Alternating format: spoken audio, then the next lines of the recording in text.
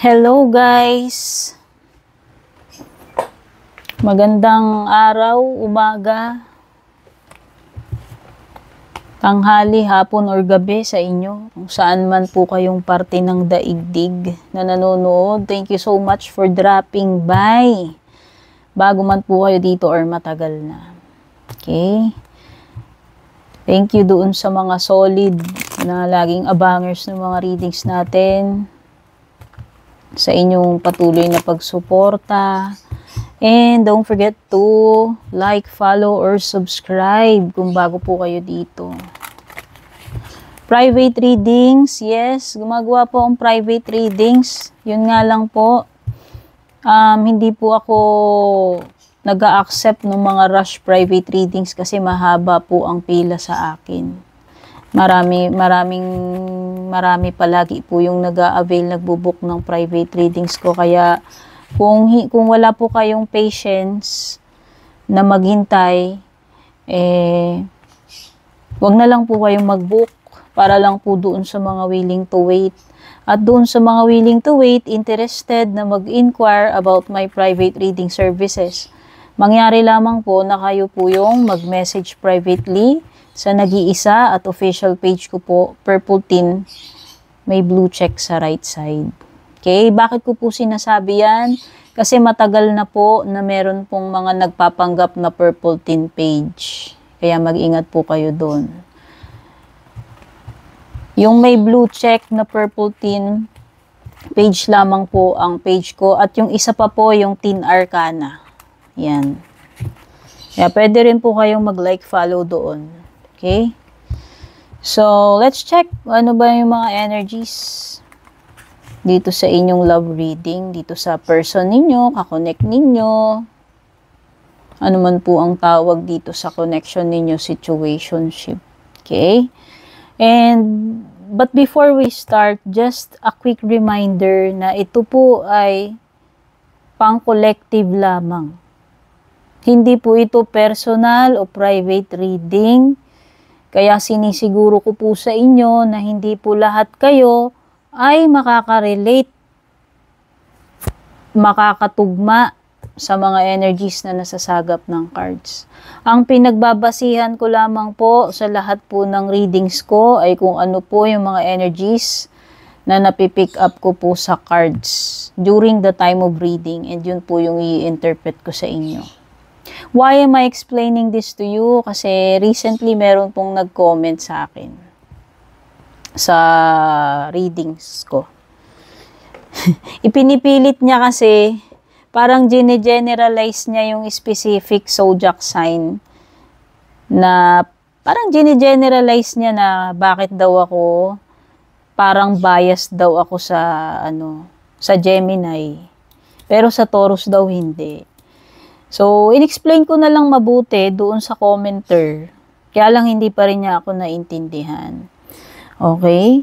So, wag niyo pong pepersonalin yung mga lumalabas sa interpretations ko. Okay? Kasi kung ano po yung napapakiramdaman ko gamit yung intuition ko and based doon sa mga meanings ng baraha, yun lamang po yung pinagbabasihan ko. Hindi po ako psychic or whatever. Okay? At hindi rin po ako bias. Kasi nga ang pinagbabasihan ko kung ano yung nafe-feel ko sa baraha. Kaya kung ano yung energy doon, yung mood doon, yun po yung ire-relay ko sa mga readings ko. Para po ito doon sa kaalaman ng lahat. Para mas lalo kong ma-explain, maunawaan ninyo papaano yung mga ganitong readings. Since mahilig na rin naman kayong manood ng mga ganitong readings. Hindi ko rin po controlled kung ang nasasagap po ng baraha ay past, present, or future energies. Kasi wala naman akong alam dyan. Okay? So in short, kung ano lang yung nakikita ko, nahuhugot ko sa cards, yun ikikwento ko sa inyo. Maliwanag po ba? So, I hope nagkakaintindihan tayo. Huwag niyo po ipipilit. Kung common sense po yun, halimbawa yung reading, hindi ka nakaka-relate. No? Ibig sabihin, hindi po para sa'yo yun. Balato mo sa iba, huwag mo ipilit. Okay? Ayan. At saka kung nagkaroon man po kayo ng mga trauma, ito isingit ko na lang din. Let's say, unfortunately, nagkaroon kayo ng mga bad experiences sa mga jowa ninyo, nakakonect ninyo. Huwag ninyong idadamay po lahat. No? Kagaya nun, yung specific person na yun, gine-generalize niya na yung mga Gemini, ganito, ganyan. Porke, niloko siya ng Gemini. Huwag mong lahatin. Huwag mong lahatin. Huwag mong i-generalize na lahat ng Gemini masama kasi yung Gemini na nakilala mo, niloko ka. Okay? Wala po akong kinakampihan na zodiac sign dito. Neutral. Neutral po yan. At ang sabi ko nga, ang pinagbabasihan ko dyan is yung energy na nahuhugot ko sa cards. Hindi yun yung ako. Hindi ko energy yun. Energy na na-pick up ko yun sa baraha. Okay? Ay, naku, hirap mag-explain. Pero kahit mahirap mag-explain, kailangan pa rin po nating mag-explain. At salamat po dun sa mga nakakaunawa. At least kayo, hindi ko na kayo po problemahin. Ano? Ano po? O, sige, simula na po tayo. Meron kasi akong bagong spread na na-invento sa love readings ko, kaya ako excited na itry. Okay? So, ano yung overall energy? Pagdating dito sa connection ninyo or situationship ninyo. You have time. I'm afraid it's too late to take action. Dumako naman tayo dito sa iyong person. Ano yung feelings ni person or iniisip niya right now? You have understanding.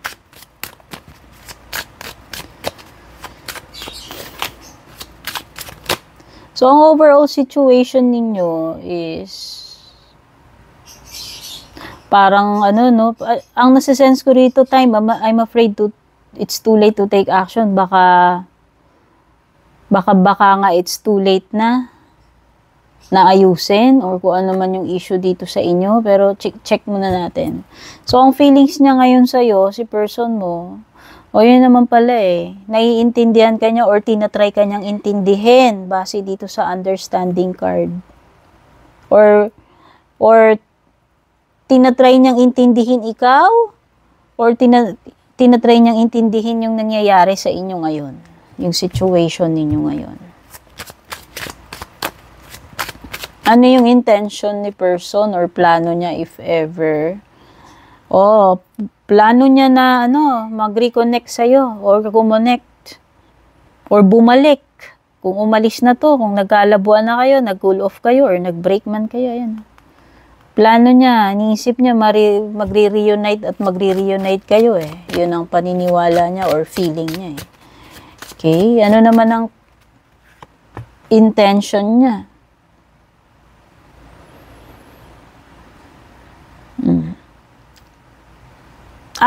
Sorry, this is the overall energy. Wait lang, nalilito ako, bagong layout ko kasi ito. Feelings niya, intention niya or plano niya. Okay, itong card na to is yung behavior niya sa ngayon. Ano ba pinapakita niya?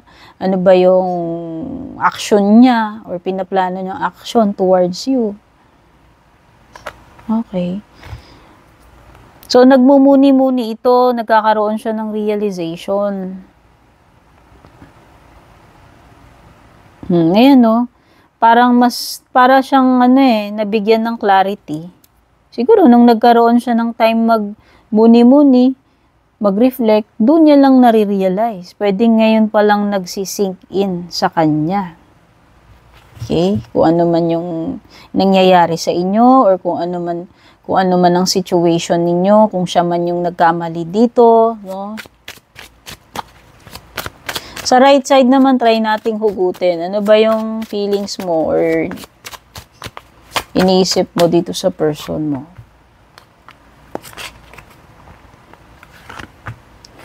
Okay, dito sa side mo, dear, parang pwedeng committed ka pa rin sa kanya Or at least yung, alam mo yun, pwedeng hindi ka pa rin nag-give up.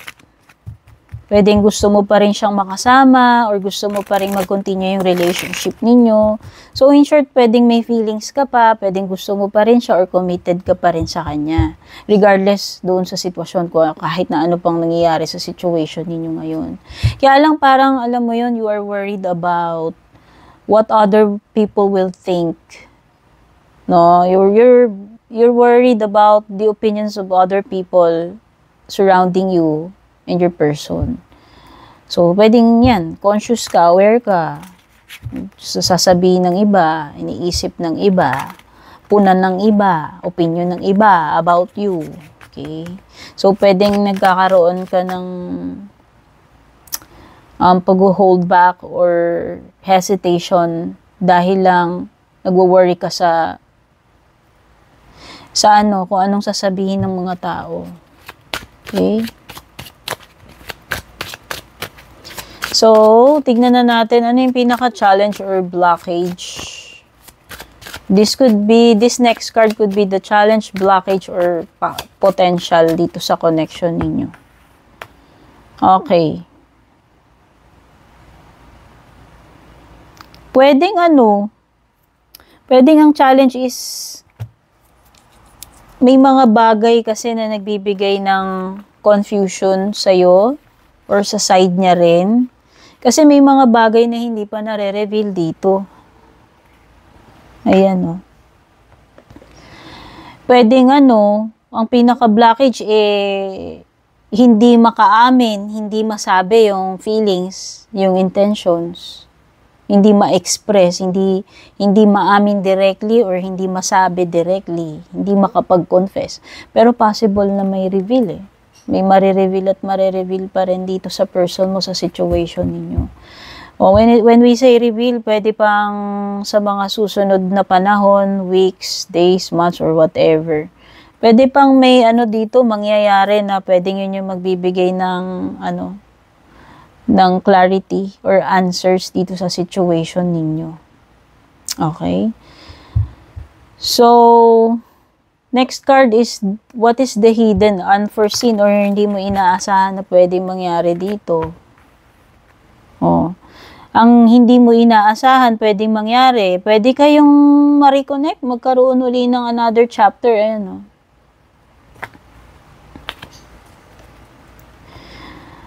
Or, pwedeng hindi mo ina-expect na nagmo-move on na rin pala siya. Kasi nga parang ang main energy nyo dito parang this person feels na baka it's too late na para maremedyohan or mag-take action pa. Pwedeng nagalangan na rin siya or pwedeng at some point sumusuko or sumuko na siya. Kasi dito sa unexpected, dito sa hidden, sa hindi mo inaasahan, pwedeng akala mo invested pa rin siya or hindi pa siya nagle-let go. Pero pwedeng this person is, parang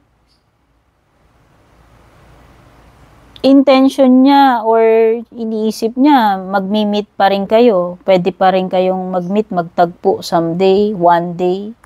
Pero pwede rin kasing hindi mo rin ina-expect na dahil nga naguguluhan din siya, kung magmo-move on na ba siya or magi-stay pa rin ba siya. Pwede rin kasing this person is trying to move away na lang din to heal his or herself. Okay? Kasi nga, unsure Unsure kung magkakaayos pa ba kayo. Pwedeng nawawala na rin siya ng motivation, ng pag-asa. Pwedeng ganun. Okay? So, anong possible outcome for this time period dito sa connection ninyo? Okay, possible outcome is overwhelmed. The stress is draining me. So, nakikita ko magiging mabigat ng mabigat yung energies. Magiging nakakapagod lalo, mas nakaka-drain lalo, nakaka-exhaust, para kang kandila na mauupos dito sa connection ninyo. So, ang nafe-feel ko doon, pwedeng wala akong nakikitang progress siguro. Mas lalo lang parang nakakapagod. yung kalagayan or situation, yung connection yun itong person na to. Okay, and ano naman yung pinaka-advice para sa'yo? Hindi ko advice to Ano advice ng angels or spirit guides natin? Ng baraha. Kasi I hate giving advices, guys. Mas gusto ko kasi na feeling ko wala kasi ako karapatang magbigay ng payo. Okay? At saka feeling ko, mas lalo tayong natututo kung tayo yung nag-iisip, nagde-decide para sa buhay natin, sa sarili natin, kesa yung ibang tao. Kumbaga, ang point ko here is, ayaw ko kayong i-influence. Pero sige, humugot lang ako ng card, no? Ngayon lang to. Humugot lang ako ng card, ano ba yung pinaka-advice ng baraha sa inyo? Hindi ko advice ng baraha. Okay? So, pinaka-advice sa'yo, dapat kasi nag-take action ka nung meron pang pagkakataon. Or siya. Kung siya man, take note. Kung ikaw man yung sinasabihan o ina-advise ng baraha dito or yung person mo, whichever is applicable doon sa sitwasyon ninyo. If it doesn't apply, well, siguro nga, hindi para sa inyo reading. So, ang advice dito, dapat kasi, nung fresh pa yan, or nung may opportunity pa, nung may time pa, dapat, ginawa na yung dapat gawin. Okay? Kung sino man yung dapat, mag-take action, kung sino man yung mag-initiate, no? Bahala na kayo, depende sa inyo yan. Kasi iba, sasabihin nila, bakit? Hindi naman ako yung gumawa ng kasalanan, hindi naman ako yung may atraso, ba't ako mag-i-initiate? Yung iba ganun ang ugali nila, ako hindi. Minsan, para kasi sa akin, hindi yung sign ng weakness Sign ng maturity ba? Sign ng pagpapahalaga mo sa relationship. Kasi para sa akin, kung sino yung nakakaunawa, wag nang bilangin. Kung sino ba dapat yung mauna. Kung para naman yan sa inyo, sa samahan ninyo, kung ganun mo kamahal yung tao na yan, or ganun ka rin niya kamahal. Ano ba ang importante? Yung pride ninyo, yung ego ninyo, o yung family nyo, or yung relationship ninyo? Point ko yun, opinion ko yun. Hindi ko sinasabi na lahat tayo pare-pareho. Okay? So, yun nga, ang pinaka-advice kasi sa inyo, dapat, kung ayaw ninyong mawala tong relationship na to, masira, or mawala sa'yo tong tao na to, ma-miss ninyo yung opportunity, dapat, nung time na fresh pa yung mga problema, dapat doon kayo nag-take action. Dapat doon kayo nag-isip-isip. Dapat doon ninyo kinonsider yung feelings ng isa't isa, no? Ano yung dapat ninyong gawin. Kung talagang gusto nyong isalba yung relationship ninyo. Kasi ang kalaban nyo rito is time Ito yung pinaka-situation ninyo, yung main energy ninyo Ayan maybe it's too late to take action. Parang tumutugma naman siya doon sa advice. Okay? Kuha pa tayong tarot cards. Pwedeng may water sign. Pwedeng may fire, air. Specific Sagittarius sa fire. Pero pwedeng may water, pwedeng may air.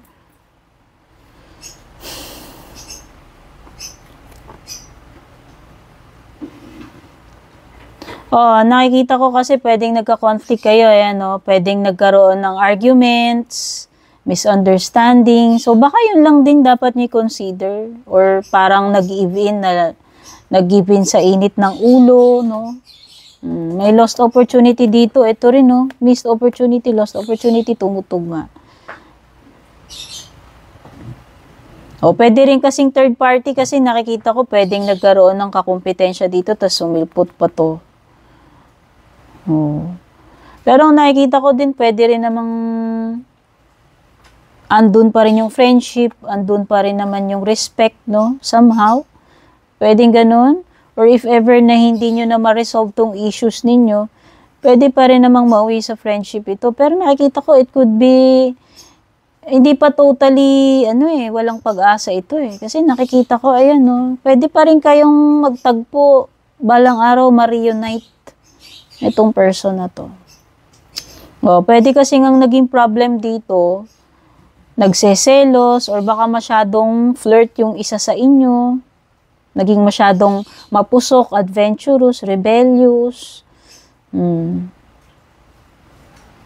So, nakikita ko dito is misunderstandings na pwedeng hindi na napag-usapan ng maayos. And hindi nabigyan ng closure or clarity. Kasi parang merong energy ng feeling stuck pa rin dito with the Two of Swords. So, o baka naghihintay pa rin siya, or ewan ko kung ikaw ba yung naghihintay. Okay, hindi pa eh. Feel ko, may energy man dito nang nagtatry to move on, pero parang hindi pa rin makaka-move on eh. May process eh, may timing dito involved. Divine timing. Okay, it could be na meron din kayong mga differences, ayan no. This is the union of the opposites. So, pwedeng marami kayong hindi kayo jive sa maraming bagay. Pwedeng may mga incompatibilities kayo. Tas, hinayaan ninyo na kainin kayo ng mga incompatibilities ninyo. Siguro, kinapos kayo sa pag-unawa sa isa't isa, sa pag-a-adjust, or maybe masyado nang nag-a-adjust yung isa. Tapos, yung isa naman alam mo na, nonchalant. Pwedeng ganun. Na-neglect. Okay? Pwede sigurong maging one-sided.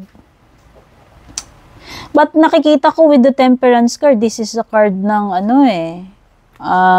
restoration, healing. So, not sure kung nandun yung possibility na pwede pa kayong ma-reunite, maayos nyo pa yung problema ninyo, or kung hindi man kayo magkabalikan, at least matanggap ninyo, magkapatawaran kayo. Okay? So, yan yung mga energies na na-pick up ko dito sa inyong love reading. At kung nakarelate kayo, nagustuhan nyo, don't forget to leave a reaction, pa-comment na rin, pa-share. Thank you so much for watching. Love you all. Babush!